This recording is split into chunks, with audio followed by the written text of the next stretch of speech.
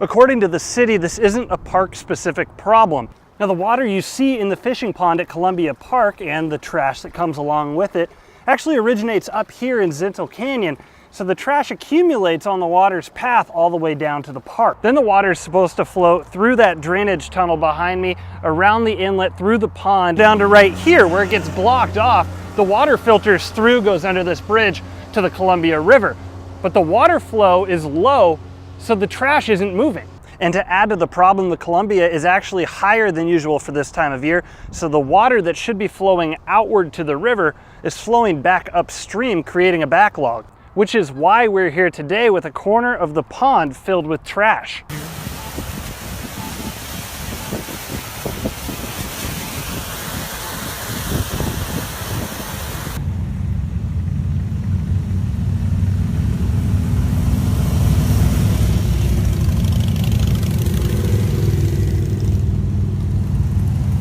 Out of those 800,000 people, Roach says 18,000 of them with DACA status live right here in Washington State, and he estimates about half of them live in eastern Washington. I'm here with Operations Director Troy McGregor with Columbia Basin Dive Rescue. Glenn, I'm on Glade Road, just north of Cedar Road in rural Franklin County, where, as you can see, a good chunk of the roadway isn't here anymore, victim to the melted snow and ice runoff. More than an inch.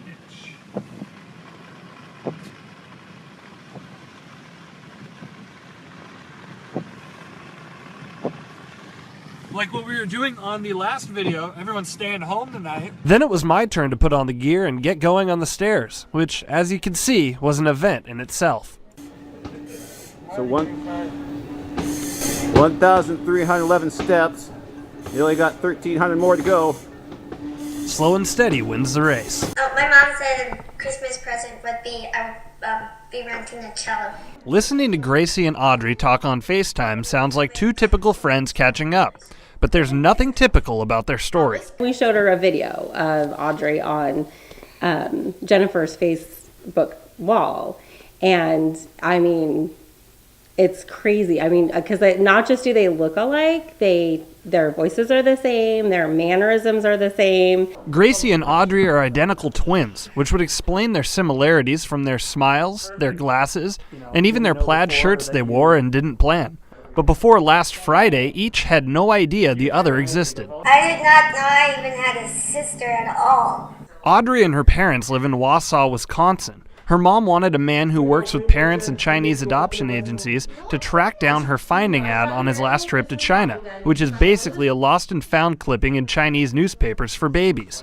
While searching, he found this photo for the family and sent it to them on Monday. Essentially from between Monday and Wednesday, we were able to locate the Rainsberries, and by Friday, everybody kind of knew. As for the Rainsberries, they've had Gracie's finding ad for years, but they didn't realize that Audrey was right there, on the same page the whole time. Okay. What at first seemed like a normal Friday for Gracie Rainsberry ended with her reuniting with the other half she didn't even know she had. I was very overwhelmed and I started to cry. The Rainsberries say other families may have done it differently, but telling Gracie right away was the best way to handle the news. You know, we've always been open with our kids, honest as much as we can be, and as much as we think that they can handle. And knowing Gracie, you know, we knew that she could handle this, and she needs to know, and she wants to know. What's next for these families? They say hopefully a trip to reunite two little girls, two twins, two long-lost best friends in person. No somos terroristas, únicamente somos trabajadores. Somos trabajadores de campo y es todo. The Cruz family left everything behind in Oaxaca, Mexico in search of a better life. Empezamos a hacer la vida aquí en Maragua. Crispin Cruz tells me he's been working in the fields around Mattawa for more than 13 years. Alcanza a ver aquí unas personas con nuestro bote y nuestra lámpara. Andamos como luciérnagas por las noches, ¿verdad? Pruning in the winter and picking in the summer and fall, harvesting cherries, apples, and asparagus. Y yo tenía planes de hacer algo en México y regresar pronto, ¿verdad? Pero la vida cambió Two of Cruz's 4 kids were born in Mexico. The oldest, Edenise Cruz, is a sophomore at University of Washington in Seattle. No es fácil seguir la universidad. Edenise is an undocumented student, also known as a dreamer.